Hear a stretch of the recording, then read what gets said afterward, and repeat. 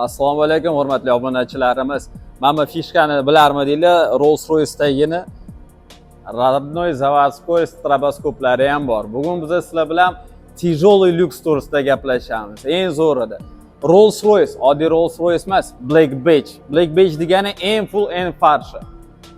Bentley Continental GT Azur versiyasi. Azur degani mana bu yerda qanaqa qilib Black Badge'si, bu yerda ham Azur bo'ladi. Eng maksimalniy farshirowni navorot.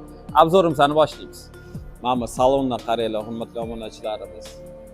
Sochni rangi, xromlarni, kачествоni, boylikni shundoq kelib turibdi, bildirib turibdi o'zini.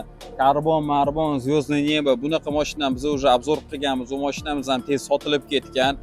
24 yili 1000 kilometr atigi yurgan. O'zi bu 25 modifikatsiya bo'lib, yangicha versiya bo'lib chiqqan. Texpasport 24 tushgan.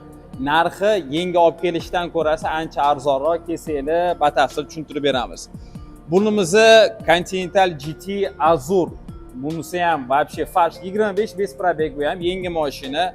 Navarot farshrovni eng zo'ri, качество отделкалari bunda ko'rib his etsangiz bo'ladi. Kelganinglarda вообще mazza qilarasizlar. Buni ham narxi yangi masal qanchaga olib kirsanglar shunaqa narxlarda qilib beramiz, chiroyli narxlardan.